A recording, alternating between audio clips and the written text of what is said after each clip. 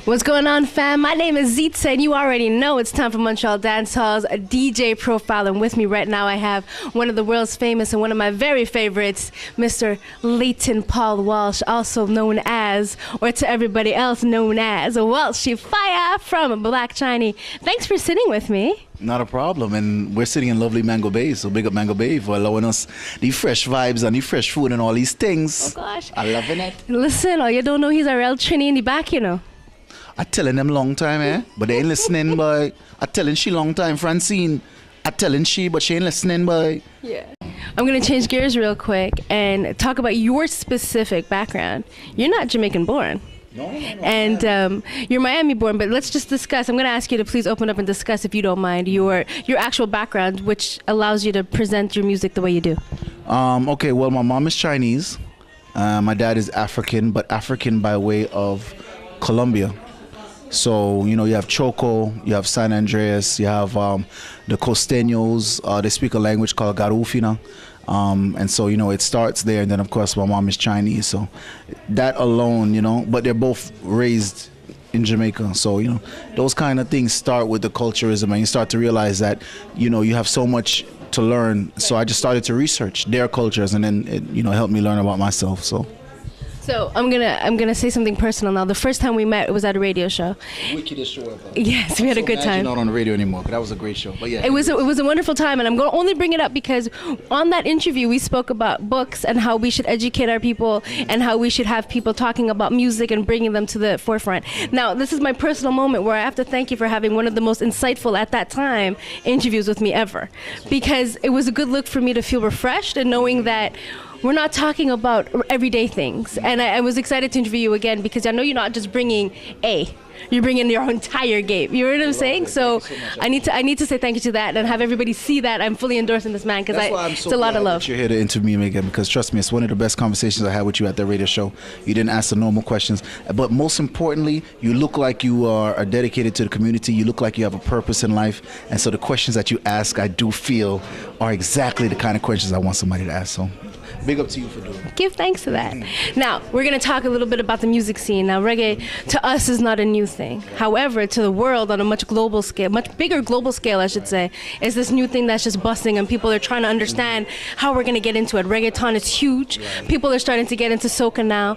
How do you see reggae music taking over or becoming a huge major player? I shouldn't say taking over, but becoming mainstream. I think that you have to look at the songs that are winning. Egyptian Hold You, even Clark's, Vibes Cartel Clark's. The songs that win are the fun songs. You just got to keep it fun, man. Keep it fun, keep it positive.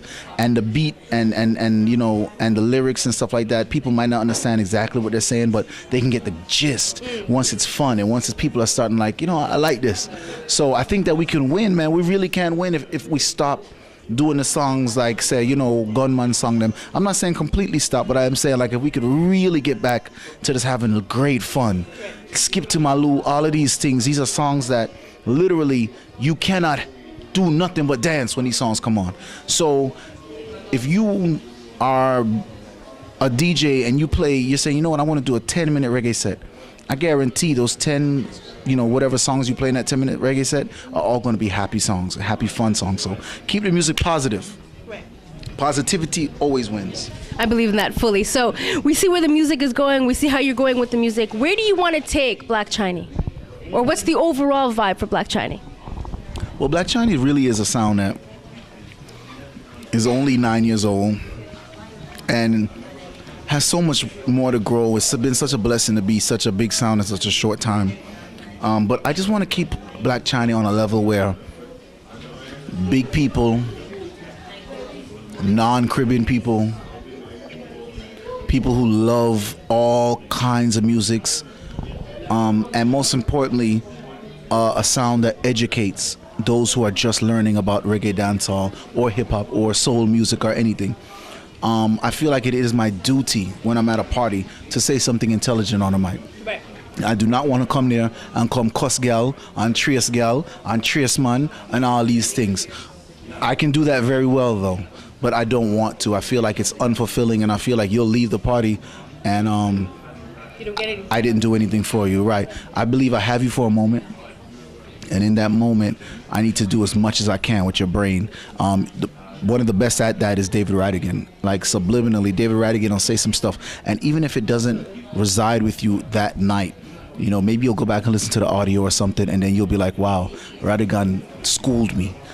So if I'm not schooling you, hopefully I'm uplifting you. If I'm not uplifting you, hopefully I'm doing something just to make your day better for the moment that I have you. Because I realize that is my job as a DJ, is to make you come and forget about all the things that might not be happening great in your life just for a moment. Right.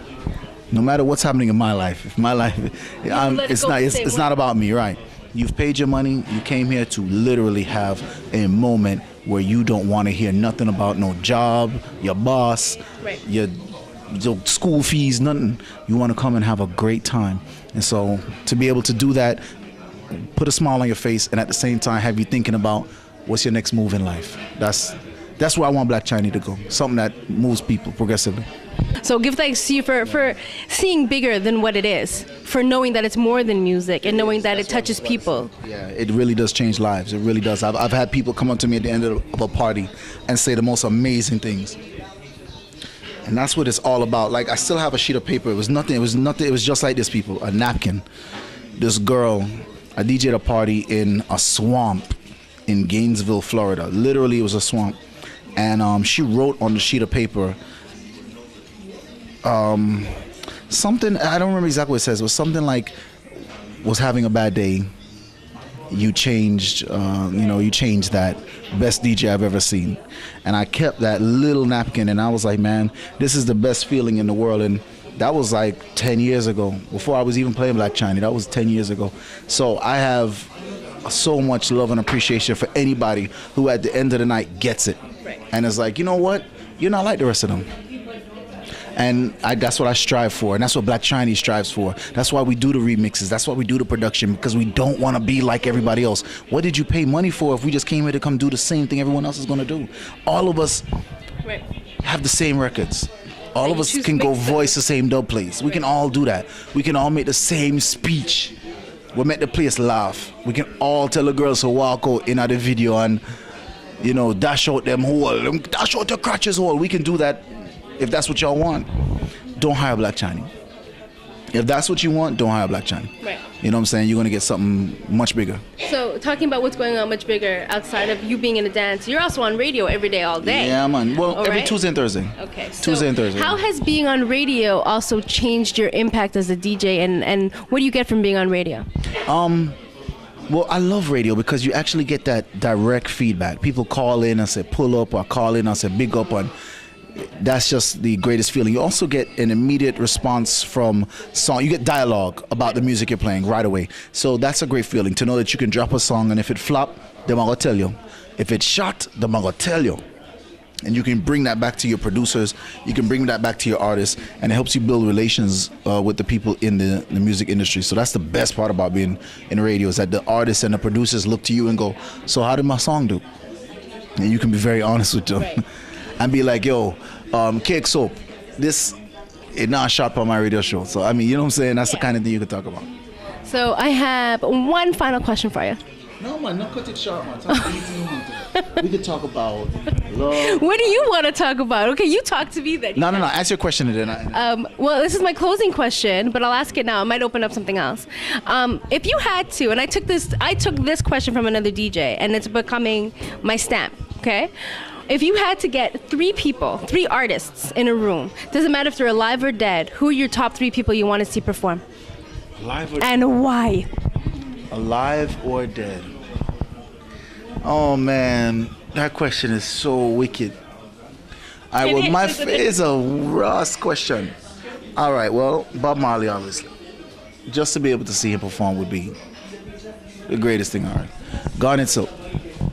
I missed the Garnet Silk era. I was still youngish, so I never got to see him perform. And I listened to songs like, Mama Africa and these songs, and I'm just like, wow. And then, you know what? It would probably be like Tenor Saw. Tenor is another favorite of mine that just is was one of my favorites. So that would be my three. But they're all gone. The music just lives on. So. Yeah. So I'm happy you answered it very quickly because it's a big question because there's so many people. It doesn't have to be reggae specific. It could have been anybody, right? So. Oh, if you did say that, no, Samir, I said something different. So go ahead. Now, Sam Cooke. Okay. First, greatest singer ever. Otis Redding. Nat King Cole. Okay. There you go. That was very quick though. I listen to at home. Okay. I listen to old school R&B, souls music, real like blues. That's what I listen to at home. So, yeah, that's easy for me. Okay. That's an easy question. Don't ever say that about a question I asked. That one was easy. Any question you ask me, I gotta say you're good. That one was easy. Okay. I think about that all the time. My last thing then is, because you did answer that really quickly, what do you want to be remembered as? You're starting a legacy and you... Second question, shot again. That question is big. All right, go ahead. No, don't finish it. I love interviewing you. You're making me feel like I'm doing a good job. Listen. Questions are wicked. So, honestly, what would you want to be remembered as? What would I want to be remembered as? Francine? Comfort? I don't know. This question is hard. What would I want to be remembered as?